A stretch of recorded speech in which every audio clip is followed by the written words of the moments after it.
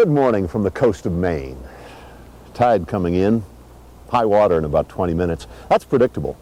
With a computer and the right formulas, you can figure the tide any place in the world years from now.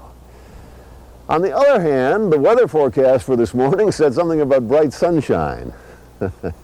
So you sit here in the fog, watching the waves of a brand new year slap the shore, and you wonder, will this new year be as predictable as the tides or as unpredictable as the weather?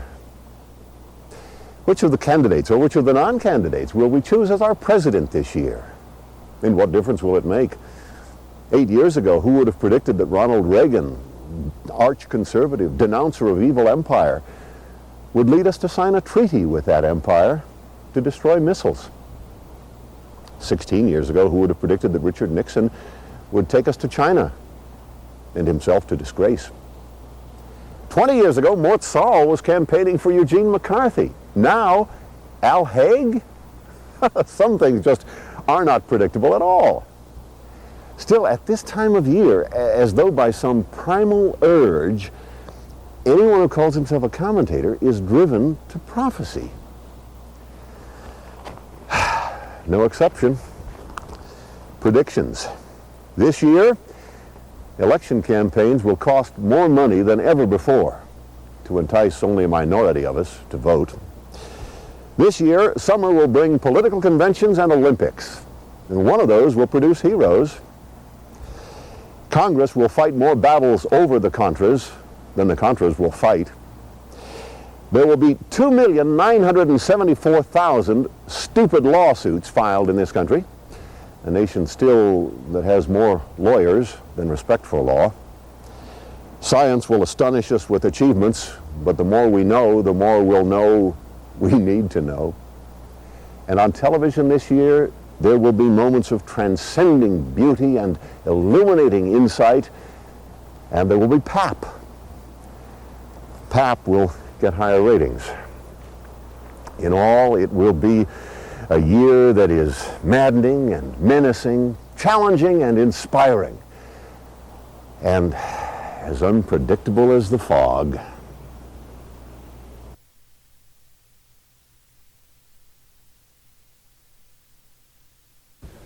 Good morning. We have had some extremely cold weather this week.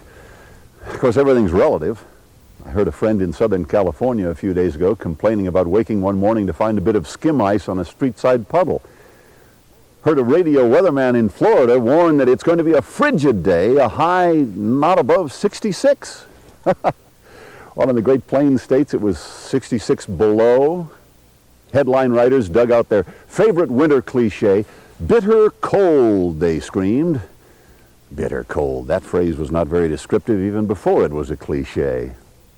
Bone-chilling cold comes a little closer to telling it, but the fact is, of course, that cold, real cold, is as impossible to describe as love. With both of them, you can't see them, but when they hit, you know. I guess nights have been 10, 20 below around here, and I'm complaining, but I'm boasting, because weather like that is to be worn like a badge with pride. To complain about winter is to boast. To say how ferocious our weather has been is just another way of saying how wonderful we must be to have survived it. And if our weather is worse than yours, doesn't that make us better than you? And that, of course, is the important thing. Because it's important that people have some way to think of themselves as better than other people. That's one of life's motivations, after all. Isn't that why we yell at that stupid driver in the next car as a way of affirming that we are less stupid? Isn't that why our president calls the Soviet Union an evil empire to say that we, relatively, are righteous? It is a devilish arrogance, but all pervasive. And winter brings out its worst.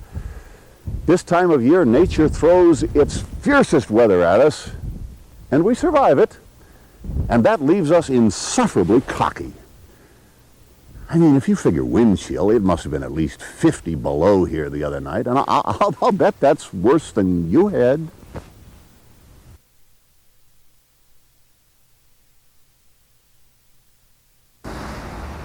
Good morning from Bar Harbor, Maine. I'm not saying that life in a small town is always simpler, but it does seem sometimes simpler to discern some basic truths.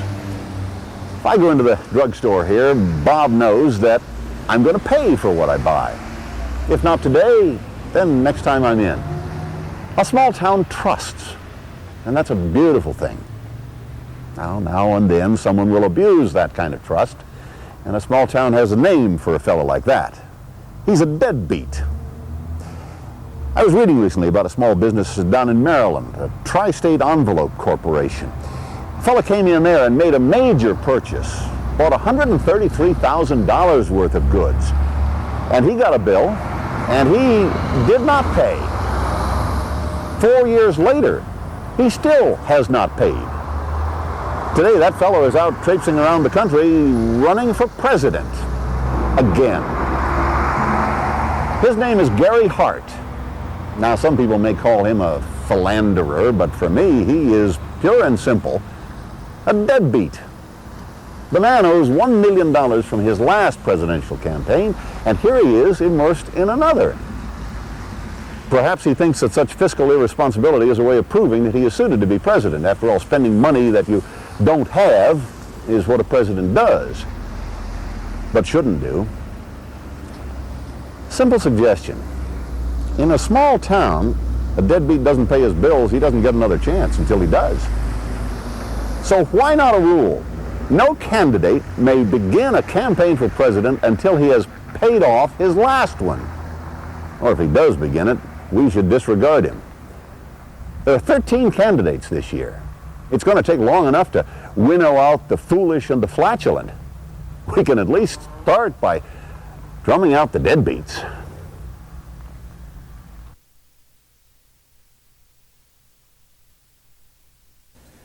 Good morning from Moosewood. Since my wife and I first moved to our little island here a year and a half ago, the question we hear most frequently is that we have the hardest time answering. So what do you do now? What I did for 25 years, reporting news on television, was very visible and thus easy to describe. But this, I'll put it this way, this does not chiron well. Chiron, I submit, the symptom of our superficial age. Chiron is that device that television uses to write words electronically across a person's chest. You know, you see a fellow on TV, Joe Jones, fireman, or Edvard Shevardnadze, Soviet foreign minister. That would have to be abbreviated, of course, because that's too long. Chiron is the ultimate oversimplification, presuming that a person, his being and his doing, can be reduced to 22 characters, no more.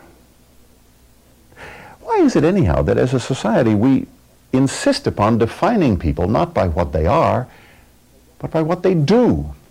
If they don't do something to make a living, we don't understand them. So what do we do here? Well, I could say that if you live in Maine in winter in a house that is heated by wood, you cut wood. That's one thing you'd better do. If you live on an island often inaccessible to repairmen, you take necessities crash courses in plumbing and electrical repair. And if you live amid nature, there are other responsibilities. There are eagles to admire on the morning wind, and in spring, wildflowers to census. Thoreau wrote of his days at Walden Pond, "I was self-appointed inspector of snowstorms and rainstorms, and I did my duty faithfully." So here we are, not making a living, we are living. Of course, that doesn't make much of a label, so I tell people I'm writing. I figure that chiron's better. Yeah. Now I feel whole again.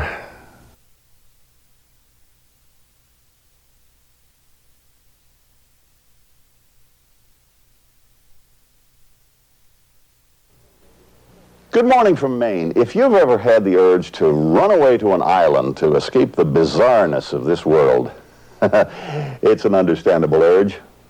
It is a bizarre world. In California, a man was convicted of murder, and the jurors, instead of sentencing him to death, gave him life imprisonment because they said they felt that was a tougher sentence. Bizarre. In Texas, heart transplant pioneer Dr. Denton Cooley has filed for bankruptcy, claiming that he owes more than $100 million. How does a man come to owe $100 million? He presumably considered himself wealthy. How do you consider yourself wealthy if you owe $100 million? Or in Texas, would they tell me that you can't consider yourself wealthy unless you owe $100 million? Bizarre. Wasn't long ago that Albert Lowry, author of the book How to Become Financially Independent by Investing in Real Estate, declared bankruptcy.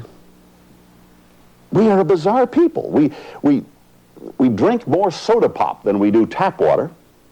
We pay more to the people who package our food than the farmers who grow it. We wear advertising on the outside of our clothing and pay extra for the privilege. And this week in the store, I came upon this. Invisible thread, it is called, for sewing repairs that you don't want to be seen. Invisible thread, first question. How do you know when the needle is threaded? Second question. If it is invisible thread, why does it come in a choice of colors? If you ever thought of running away to an island to escape the bizarreness, let me warn you, we ran away to an island a year and a half ago, and it follows you.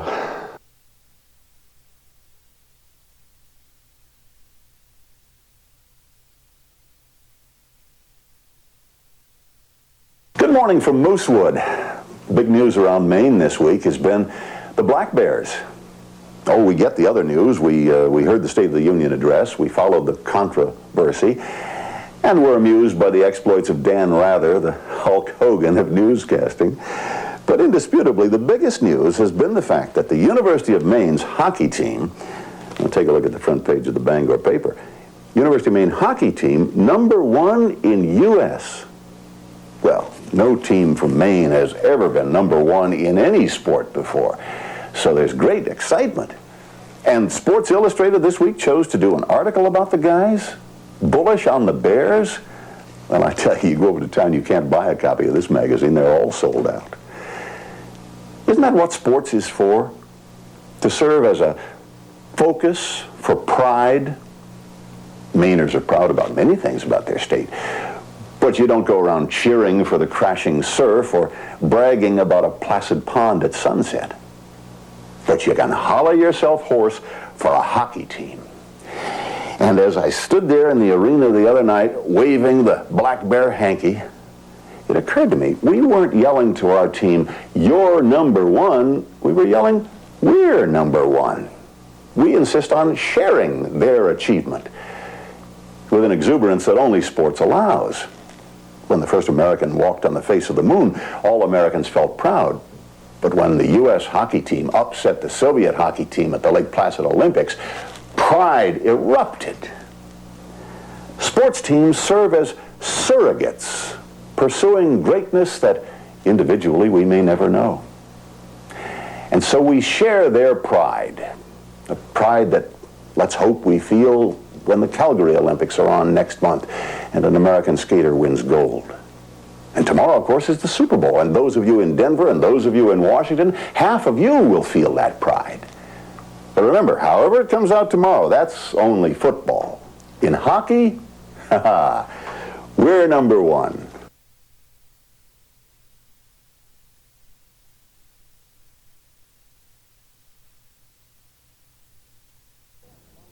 Good morning from Cadillac Mountain, highest point on the American East Coast. I do not regret at all being here this weekend, though this is the first presidential campaign in 25 years that I will miss. Old colleagues are gathered this weekend in Iowa. 2,000 reporters and cameramen. Half, we are told, half of all the television satellite trucks in the United States have been driven to Iowa for this weekend. And the caucus is Monday, and then in New Hampshire the week after that, and then Super Tuesday, and then, I'll put it this way, the Winter Olympics will come and go. The Summer Olympics will come and go. Spring training, the baseball season, the playoffs, and the World Series will all pass before this crazy dance, this quadrennial quadrille called presidential politics, is danced out. Oh, of course, it's too long, already tedious and just officially begun. And of course, the Iowa caucuses have little more meaning than the annual charade with Punxsutawney Phil on Groundhog's Day. And notice, those two have the same secret. The media cover them, and therefore they are important. Now, let's see, do I have this right? If Richard Gephardt sees his shadow next Monday, there'll be 6 more weeks of campaign? No, unfortunately, there will be 8 more months. Why? The cost of campaigns is one of the greatest perversions of our democracy. If they were shorter, they wouldn't cost as much. In Canada, a campaign is 50 days, that's all. And that's long enough, Canadians believe, to illuminate candidates and issues, to reach intelligent decisions, and to maintain interest. In their last election, Canadians had 75% turnout. We get barely 50. American apathy? Maybe it's just fatigue.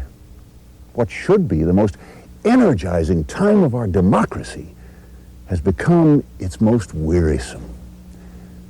There should be a law limiting the length and thus the cost of campaigns. Until there is, well, each leap year at this time, I shall be quite content. Right here.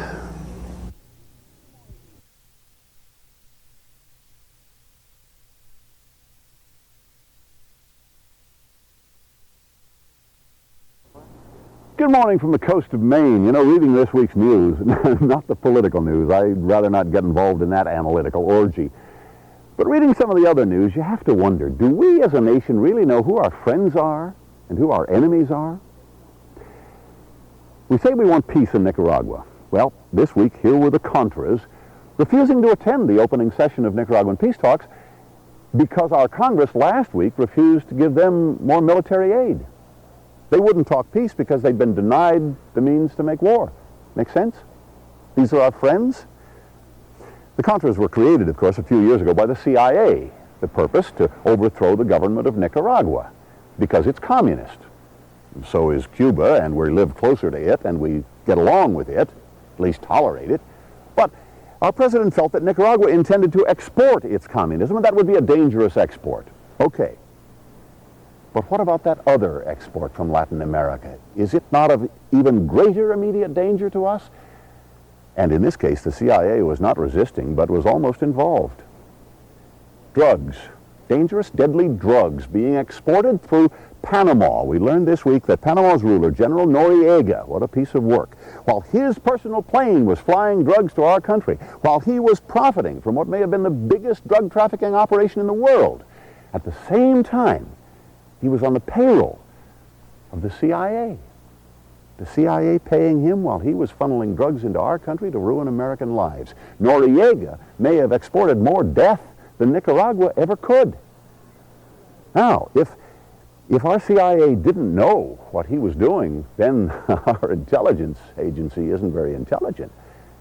If it did know and still conspired with him, then it is cynical and out of control. And so here's a cynical suggestion. Dear CIA, why don't you pack up your Contras and move them all 2 countries south and let them attack General Noriega?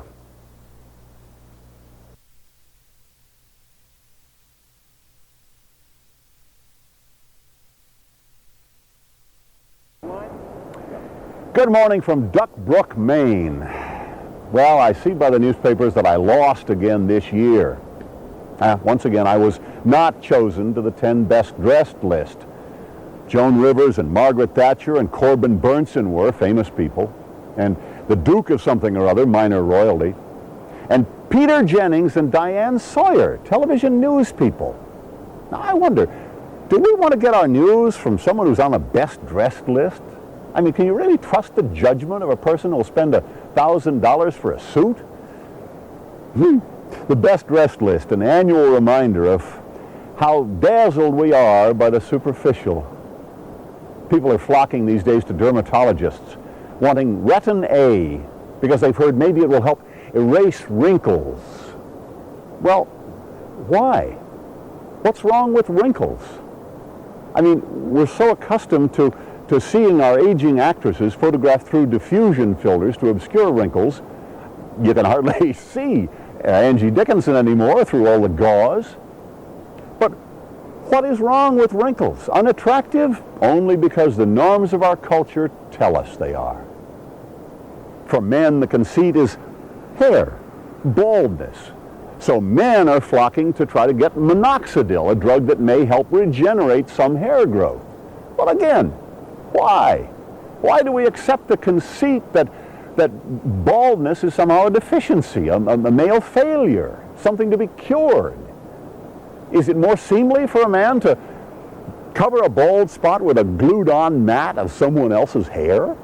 A toupee always looks like a toupee. A few years ago, I will admit, I was persuaded to try one, briefly.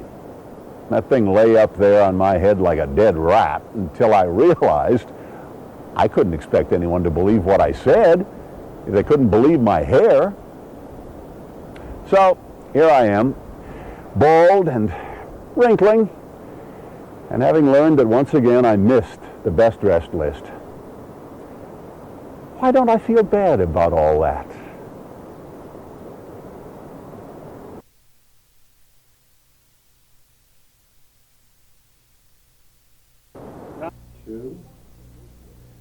Good morning from Moosewood. It's customary for a commentator to talk about something he knows something about. I believe that's how Chancellor and Brinkley do it. But then they live in Washington and New York, and people there know most everything. Here in Maine, what people mainly know is there's a lot we don't know. For example, I don't know why an American would go to Lebanon, would be allowed to go to Lebanon, especially why our government would send military officers to Lebanon. Oh, apparently Colonel Higgins was warned not to cross the border into Lebanon, but did anyway, so I also don't know how to work up much sympathy. I don't know why presidential candidates, Maine gets its chance at the caucuses this weekend, why presidential candidates so often these days when making speeches refer to themselves in the third person, you know what I mean? I mean, here's Jack Kemp saying, you want somebody who can handle the budget, Jack Kemp can do it. He doesn't say, I can do it. He says, Jack Kemp can do it. Dick Gephardt says, Dick Gephardt can win. What's going on here? Have these people forgotten who they are? Or are those fellows out there campaigning not the real candidates? It can't be modesty. The act of running for president is ultimate proof of immodesty. I don't know how any American lawyer with any conscience can represent Panama's drug-dealing dictator Noriega. And finally, I don't know why there are pennies anymore. Pennies are worthless. You can't buy anything with them. All they do is clutter up your pockets. You know, and the reason we have pennies is so that merchants can price things at $3.98, which doesn't sound like $4, but is. In other words, the only reason we have pennies is to help deceive ourselves. Why don't we stop carrying and stop making pennies? I don't know. And I'm aware of my ignorance. I wonder if some of those commentators in Washington and New York don't know these same things, but don't even know that they don't know.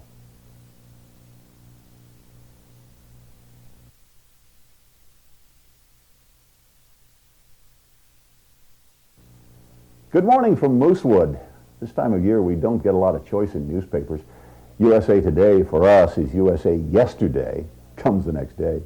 Sunday New York Times doesn't get here till Tuesday. Our local paper is a weekly. Now, a small town weekly is a different kind of newspaper in the same way that town meeting is a different kind of democracy. More intimate, maybe more meaningful. The Bar Harbor Times doesn't fill itself up with crime news. It doesn't bother to report the latest incursions by rebels in Mindanao.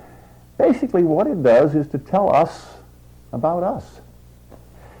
State Highway Department wants to work on Route 102, dig it up in July and August, height of the season. That would be disruptive. Town budget going up, taxes will. Barbara Stearns died, summer resident, lived up the corner of Bridge and West Streets. Did a lot of good in this town. Weekly Nature column, eiders spotted off Ocean Drive, purple finches at feeders, the first buds on lilac bushes. Picture of 6-year-old Billy Sukup. That fella took a 32-inch toad out of Tunk Pond. How about that? Up at the senior citizens home, Barbara Adler won the spelling bee. Lowell Noyes took the horseshoe contest, third week in a row for Lowell. Maybe the most widely read part of the paper is the police beat. Listen to these. 73-year-old Gordon Young, maybe he was just tired of the fact that town plows always shovel snow into his driveway. He shoveled snow out of his driveway back into the street and refused to move it. They gave him a ticket. And here's a man who bought gas at a local store and signed someone else's name. Well, his problem was he signed the name Doug Gott, and it was Gott's store. Well, maybe all these items aren't of great world moment, but then our lives mostly are not worldly momentous. Our lives are made up of lilac buds and winning spelling bees, of taxes and friends dying. And if we absolutely have to know about those rebels in Mindanao, well, New York's Sunday paper will be here Tuesday.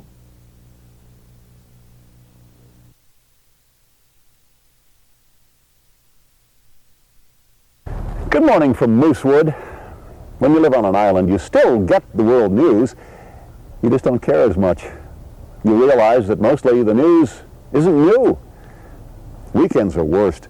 Weekend is when the radio newscast begins with a story like Secretary so-and-so is flying back from Geneva today after meeting with a man is flying. This is news, not since Kitty Hawk. The newspaper is the silliest offender, of course. It sells so many ads on the weekend it has to scratch for news to fill. So the Sunday paper is when we learn all about the tribes of the rainforests of Borneo. News. I've been reading what Thoreau wrote more than 100 years ago about the news junkies of his time. Hardly a man takes a half-hour's nap after dinner, but when he wakes up, he holds up his head and asks, "What's the news?" As if the rest of mankind had stood his sentinels.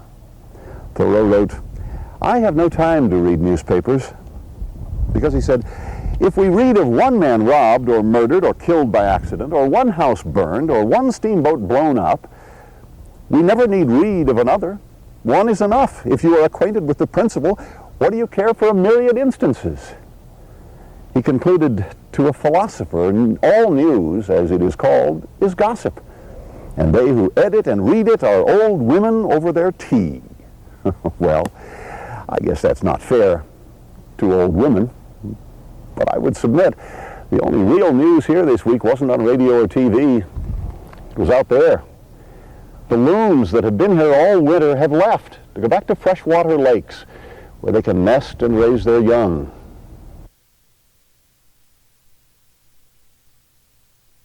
Good morning from Moosewood. I guess it's still a bit early to try to predict the outcome of the presidential election of 1992, but I do think 88 is set now.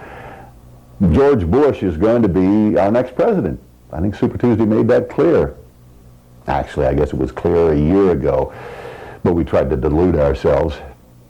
Before all the harangue of political reports each day, before the meaningless caucuses, before Gary Hart getting into the race and out of the race and into the race and out of it, before all of that, wasn't it obvious what was going to happen? That the torch would pass from a very popular president to a not unpopular vice president. There was no economic crisis, no worldly woe that would keep that from happening. And yet, we tried to persuade ourselves that this time there might actually be a contest. Well, Super Tuesday brought us back to reality.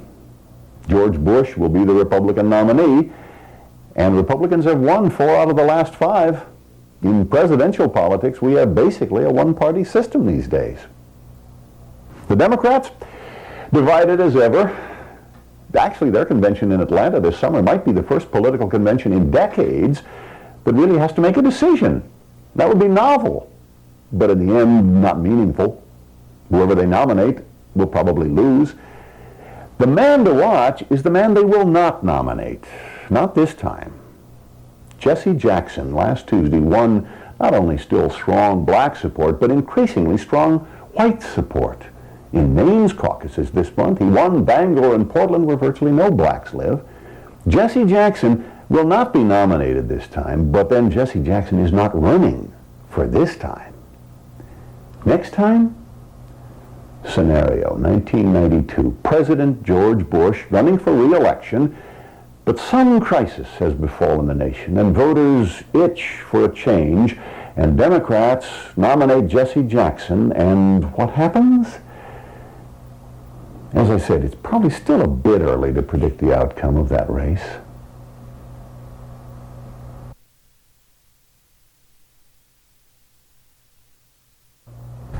Good morning. You know, it's a great privilege, and I realize it, to be, I guess, the only guy in the country allowed to do commentary in blue jeans, sitting on a log on an island. It does provide a different perspective. The commentators in dark suits down in Washington this week were talking about Congress overriding the president's veto to pass sweeping civil rights legislation, imposing more federal control over our lives and our livings. Well, that's one perspective. Here's another. Congress does love to rail against discrimination. Congress loves to say that all workers should have equal protection under the law. Congress loves to say they should be protected against occupational hazards. Congress loves to say. But at the same time, there is in this country a place where employees may be made to work overtime, 60, 70 hours a week without any overtime pay, where they have no protection of equal treatment, where they have no safeguards against occupational hazards at all. Why? Where is this place? Why doesn't Congress do something about this outlaw employer? Because Congress is that employer. Employees of Congress may be required to work overtime without overtime pay. Employees of Congress are not protected under equal rights legislation. Employees of Congress may be hired or fired by sex or race. Discrimination is permitted. Because every time over the years that Congress has puffed itself up to impose ethics upon the rest of us, it has sneakily exempted itself. Congress excluded itself from every major piece of labor and civil rights legislation in the past 50 years. Why?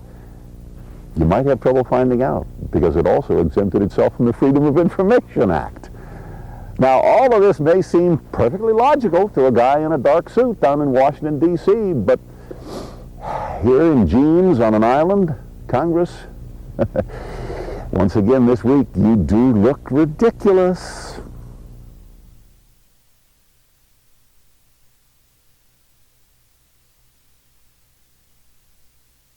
Good morning from the coast of Maine, Middle East, Northern Ireland. I was thinking about some of the recent news while opening the mail the other day, and maybe finding some connections.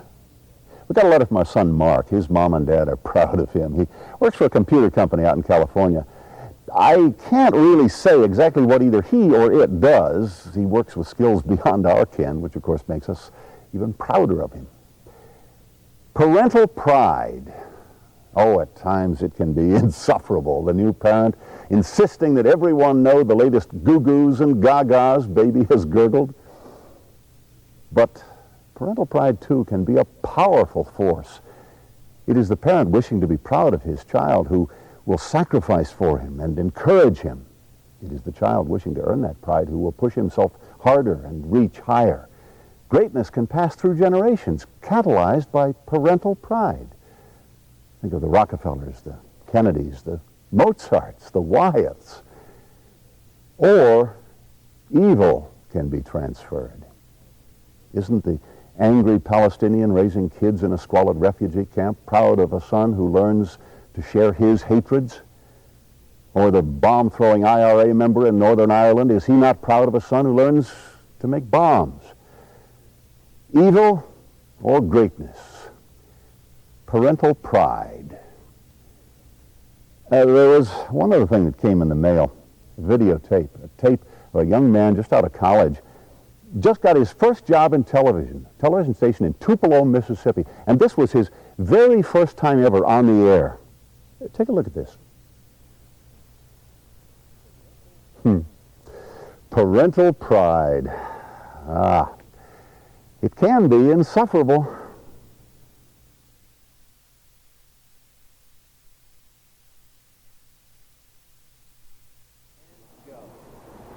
Good morning from the coast of Maine. I wish you could smell this. something about the air along a rocky coast. 50 years ago, the Maine writer Kenneth Roberts was noticing the great numbers of creative artists produced by this little state and wondered if maybe this air didn't have something to do with it. The surf pounding the seaweed, releasing iodine into the air. He said maybe that iodine incites creativity. And if so, he said, the day may come when we can purposefully inject iodine into the system of an inarticulate person with something to say, and make them into an author, or conversely remove iodine from the system of authors who have nothing to say so they won't keep trying. Well, I've been wondering if maybe this air doesn't offer a different kind of therapy. Noticed in the paper this week that tobacco companies are still claiming there is no real proof that smoking causes cancer. Tobacco companies remain the greatest dissemblers in our society. Happily, not many people believe them anymore. The only reasons people still smoke are they don't care or they don't think they can quit. Well, after a lifetime of smoking, my sister-in-law just quit. She had to go into the hospital and was placed in the smoking wing. Isn't it a paradox that a health center has a smoking wing? And for 2 days she lay next to a woman dying painfully of lung cancer. That did it. She quit. Now when she visits us this summer, we can bring her out here and she'll be able to smell this invigorating air. You know, what we have here, I believe, may be the perfect 3-day cure for smoking. Spend the first 2 days in a hospital watching painful death from lung cancer. That's the shock therapy. And then the positive reinforcement, sit on this coast and breathe this air. It may not make you a poet or a painter, but it'll make you glad you're alive.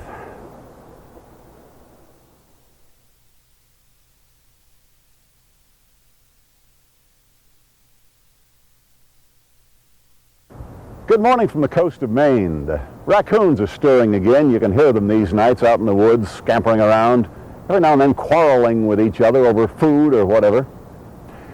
Or the blue jays and the doves at the feeders asserting their pecking orders. Get away from that, that's mine. Or the moose out in the woods bellowing their territorial claims. Or out at sea, lobsters clawing away at each other. There is such violence in nature. Of course, those are the lower order of animals. We must remember that we humans are a higher order. We have surpassing intelligence. We are the only animals given the ability to reason and the ability to dream. I fell asleep the other night after listening to those raccoons, and some very strange dreams came. I dreamed that one group of raccoons had taken another group of raccoons prisoner inside an old oak tree. Why would they do such a thing? Well, absurd reason, but you know how dreams are. It seems that on the other side of our island, another group of raccoons had been taken prisoner, and this group of raccoons was insisting upon the release of that group of raccoons. And so from this group of raccoons, I heard a gunshot, and suddenly the body of a dead raccoon fell from the tree with a bullet hole right in his mask. And then another body fell, and I awoke screaming, "What kind of animals are these?" And then another strange dream. Blue jays had occupied territories lived in by doves. Somehow or other, the blue jays had accidentally shot and killed one of their own children, but they wanted to blame it on the doves. So they sent in blue jay police to locate dove nests and blow them up with plastic explosives. What kind of animals? And then another dream, a moose walking along the streets of Los Angeles wearing gang colors, bellowing and suddenly ripping out an Uzi and murdering other moose with a territorial right to sell cocaine to lobsters, who, of course, didn't know any better. Animals. I tell you, I awoke feeling awfully glad and grateful that we humans are superior to all that.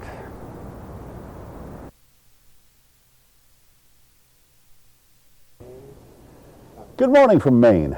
We had a holiday this week. Only 2 states celebrate this one. It's Patriots' Day in Maine and Massachusetts, honoring those patriots whose Revolutionary War struggles produced this nation. In other words, it is as quintessentially American a holiday as the 4th of July. Well, symbolism fans, An intriguing thing happened this year on that quintessentially American holiday. The centerpiece of Patriots Day is the running of the annual marathon in Boston, which this year was won by a Kenyan who beat out a Tanzanian. The fastest woman was a Portuguese, and the wheelchair winner was French. That's how we celebrated our American holiday. I think it's wonderful. I think it reminds us of something that we really need to remember. Patriotism is fine. Sure, it is great to be proud of our nation. We should be. But we must remember that we are also increasingly citizens of the world. Nationalism sometimes turns into blind nationalism. And blind nationalism sours into xenophobia, the kind of hatred and mistrust for other nations that is rampant in this world. The Arabs and Israelis, the Soviets and Afghans, Iran and Iraq.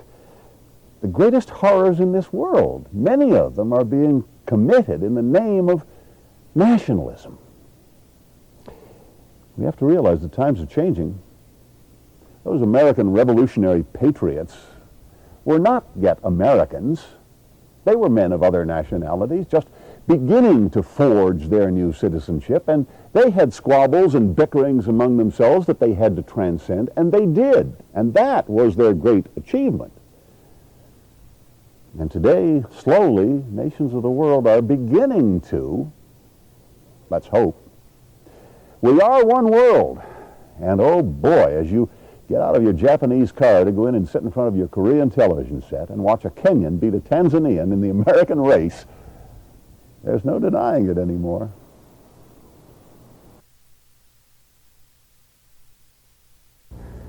Good morning from Moosewood. Spring weekend is a good time for cleaning up a bit. This island we live on is half national park, and a lot of visitors come, and some visitors litter. Well, we try to help, remembering what was once said, that you can tell a society not so much by its architecture or literature, but by its trash. This is the most common litter, beer cans. Not so much soft drink, but beer cans. Though over at Shop and Save, they tell me they sell more soft drink than beer, but in trash, we get more beer. What does that say? Maybe the beer drinkers are less considerate? Suck down a six-pack and toss the trash? You also find a lot of paper cups, paper wrappers. Why do people drop them here instead of in their pockets? Well, because their pockets are theirs. This is someone else's. The root of litter is selfishness. Litter tossed in the sea is still litter, and when it washes ashore, it will lie here, unchanging, unbiodegradable, as they say, for decades, centuries. If it stays out at sea, oh, the countless birds and fish that die each year from our plastics. People who invented plastics thought they were doing the world a favor, you have to wonder. And isn't this the most maddening of all? Other fast food outfits have gone back to cardboard. McDonald's persists. Strange. Joan Kroc, who owns it, is a socially responsible person. Does she really think that keeping one side of a sandwich hot and the other side cold justifies littering the world? People who make trash do it to make money. People who toss it go home. And we pick it up, and what do we do with it? Well, nobody's innocent anymore. We put it in a plastic bag and join the mindless parade of the 80s.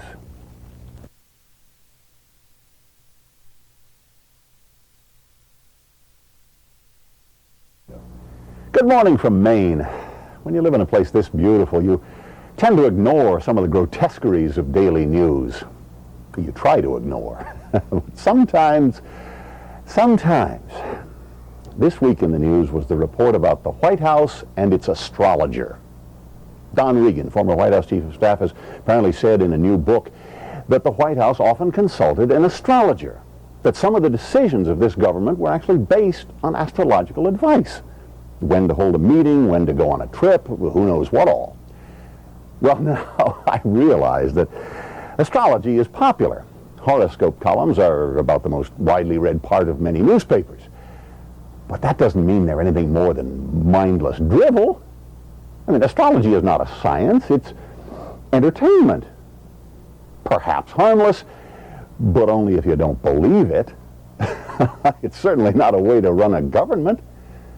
Unless maybe you're His Royal Highness, the Emperor of Tawupu, an island in the Pacific, asking your wizards to divine the future for you by studying monkey entrails, then perhaps it's okay for the Republic of Tawupu, but the United States of America? We don't make ourselves look very intelligent with this. Government by the zodiac?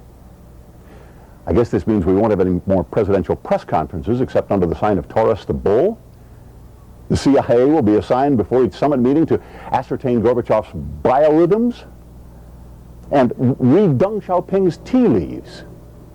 What about Daniel Ortega's handwriting? Is it the strange way he makes those upside-down question marks that proves he's a commie? And what about the Iran-Contra affair? I've got to believe that was grown out of a White House seance gone sour. And why didn't some administration phrenologist discover those devious bumps on Ed Meese's head? There are so many questions crying to be answered. Where are we going to get those answers? I wonder if the president would let us use his Ouija board.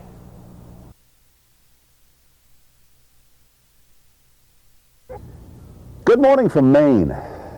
Was anyone surprised? Ashamed, yes. We should be ashamed of the statistics released this week, but surprised? No. Crime rates. Around the world, figures from the United Nations, International Police Organization, World Health Organization, assembled by our Justice Department. We are number one. The United States is number one. The fairest comparisons are with those industrialized nations of Western Europe because their reporting of crime and definition of crime are the most similar. Well, compared to Western Europe, listen, the United States has 4 times as many murders, 7 times as many rapes, 4 times as many robberies, twice as many thefts and auto thefts. We are number one. The day these statistics were released this week, a miniseries was running on television, Robert Ludlum's The Bourne Identity. The hero was an assassin whose girlfriend kept telling him, "You're really a good fellow because you didn't let me get killed," while he's off slaughtering other people. The hero, an assassin. Is that part of it? The mindless violence of our, quote, entertainment, unquote? The gun laws, I think, are part of it. Nowhere in the world is it easier to get a gun. Nowhere are there more guns, and nowhere more crime. Simple connection. And the NRA, the National Rifle Association, denying that connection is, I think, about like tobacco producers saying smoking won't hurt us. We know better. And the other factor, of course, is drugs. Any police chief, even in a small town like this one, will tell you that most of his crimes, the murders, the burglaries, the robberies, are somehow tied to drugs these days.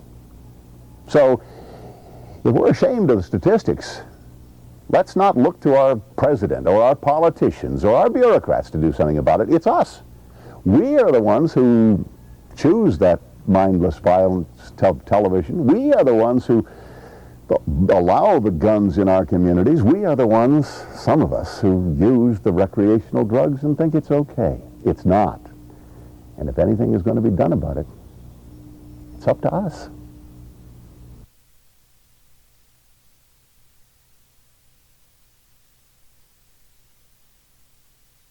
Good morning from the coast of Maine. First holiday of the summer, people begin thinking about vacations. And have you noticed how in recent years, more and more our vacations are affected by the news? Gasoline shortage, we take fewer driving vacations. Dollar decline, avoid overseas travel. Middle East terrorism, stay away from the Middle East. What about this year? Is there any news this year that ought to affect our vacations? I think there is. I think there is one prime vacation destination that Americans ought to just scratch off the list arbitrarily. Polls tell us that Americans realize now that drugs are the prime concern facing our country. Well, what will the government do about it? What has the government done about it? A few years ago, it declared a war on drugs and appointed the vice president as commander-in-chief. So how goes that war? About like Vietnam. Americans die, and nothing is gained. And this week we witnessed the grotesque spectacle of America begging one of the world's biggest drug traffickers to please let us drop all charges against you. That's how the war goes. So if we cannot count on government, what can we ourselves do? Well, the one thing that comes to mind, thinking of vacations, in a local newspaper the other day, there was an article on international drug trafficking showing cocaine flowing up from Colombia, up, funneling through the Bahamas, and then into the United States. The Bahamas, that corrupt little country, has let itself become the major staging area for drugs into this country. 3 pages later in the same newspaper was an ad for a dream vacation in the Bahamas. Well, do you go and visit the enemy in a war? Wouldn't it be wonderful? Wouldn't it be splendid retribution if this year nobody bought that dream? If this year not a single American tourist spent a single dollar in the Bahamas? Maybe they'd get the message. Anyhow, there are a lot of other beautiful places to go to, or to stay home at.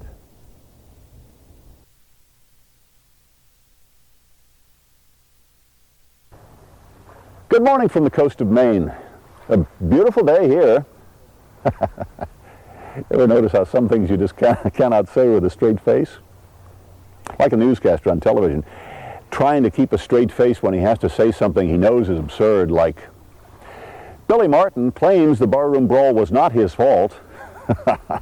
Or like, Madonna wants to be considered a serious actress. Or most of all this, the Attorney General is the highest law enforcement officer of our land. That you can't say with a straight face because Ed Meese has made such a bad joke out of that job. He was at it again this week. This week he fired his public relations man. One of the few members of the team left, others having already been fired or resigned in disgust. There are dozens of key jobs vacant in the Justice Department. The White House and Attorney General say this doesn't at all affect the operation of the Justice Department, but they have a hard time keeping a straight face saying that. Anyhow, what was the first statement issued at Justice under the new public relations people? It was a statement justifying the firing by saying it was nothing more than just a routine change of the team, as when a baseball team owner hires a new manager, like Edward Bennett Williams did this year. Don't they realize? Edward Bennett Williams' team is the Baltimore Orioles, who changed managers and then went on to become the greatest losers in American League Baseball history. Is that the kind of comparison Ed Meese deserves? Well, I submit, if Ronald Reagan really wanted to help George Bush, whose name he mispronounced when endorsing him this week, he would call the press in and announce, I am asking Ed Meese to retire, and the reason I am doing it is because George Bush has persuaded me that's the right thing to do. I think that would assure Bush's election. I also think that won't happen. Ed Meese will stay as obstinate as his president. Didn't Ed Meese used to play Curly on the Three Stooges?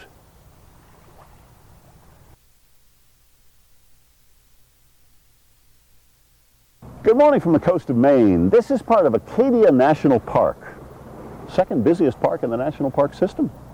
Yosemite, Yellowstone, Grand Canyon, none of them gets as many visitors as this place each year. 4 million visits a year to Acadia. There was a report issued the other day about the state of national parks, the overcrowding and encroachment that threaten them, serious problems. Yosemite, the valley in summer is as crowded as Times Square. At Yellowstone, you wait in line to watch Old Faithful spout. So many people coming to national parks, and yet, as park people will tell you, 90% of park visitors only see 10% of each park. They all go to the same places. They roll along in Winnebagos, climbing out just long enough to take a couple snapshots, get a little video, and then back in the vehicles and roll on, miles to go before they sleep. Why do they come to parks? For nature, they say. Wilderness through a windshield apparently is what many want. Animals, wildlife, that they can see in the film back at the visitor center. Just so there are conveniences and a souvenir shop. Actually, it's not the souvenirs they buy that are the problem as much as the souvenirs some take. This used to be one of the most popular parts of Acadia. Anemone Cave, it was called, named after those little marine creatures, sea anemones, filled with them. Park Service put up signs, encouraged people to come here and see them. But many who came were not willing to take just photographs. So before long, there were hardly any anemones left in Anemone Cave. Now the Park Service has taken down the signs, doesn't even tell people about this beautiful place anymore. And that's a pity. It is the paradox of parks. How can wilderness, made easily accessible and advertised, remain wilderness? As you visit a national park this summer, think about it. One person alone may experience wilderness, but 20 people together can only experience each other experiencing wilderness. Our national park system was founded to protect nature for people. But lately, its biggest job is protecting nature from people.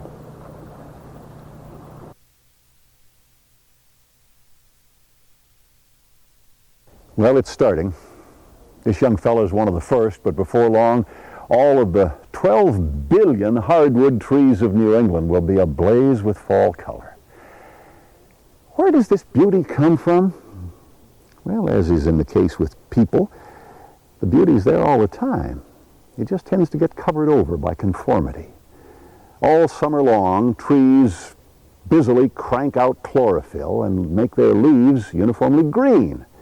It's only now, with the onset of winter, the stress of coming cold, that the true colors can shine through.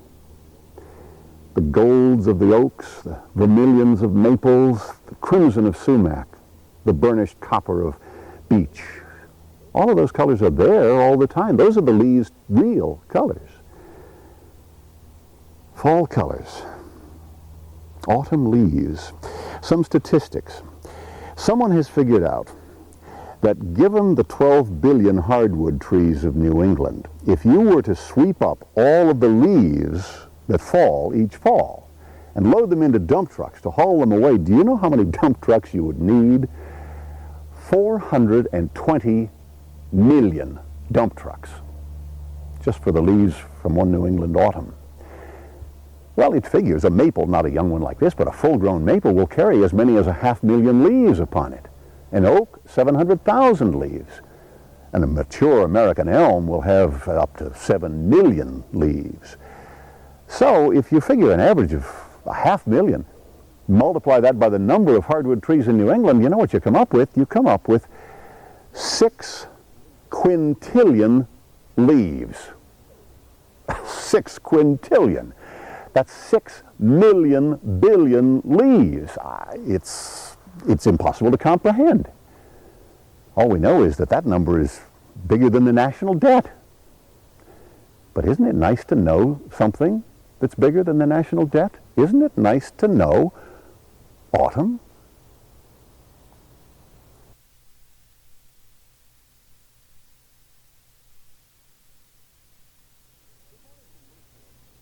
Good morning from Moosewood.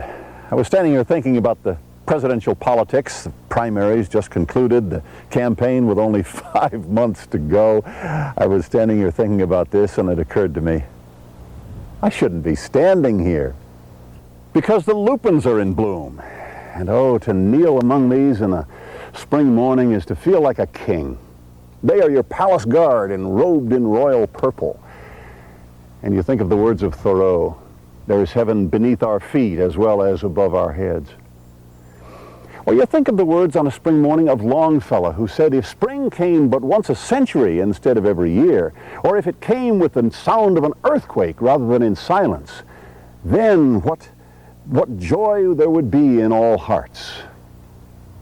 Longfellow understood it takes the unusual, the freakish, the cataclysmic to get our attention anymore. That's a sad fact, but a fact.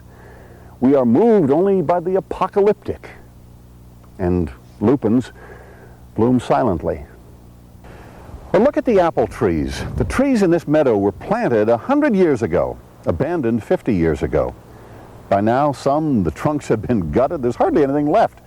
But still, each spring, they give life one more valiant try. and their gentle scent is as sweet as ever. Speaking of which, the Rodick family used to have a home right here on the island, and they planted these lilacs in their dooryard. He was a very wealthy man. Over in town, he built and ran what at that time was the largest hotel in all of New England, called the Rodick House. Well, it remains only in old photographs. Their home has long since crumbled. The Rodicks themselves are scant memories. But a century later, the lilacs they planted still perfume the spring morning. I wonder if they knew what a beautiful legacy they were leaving us. Anyway, what has all this to do with presidential politics? Not a thing. You're welcome.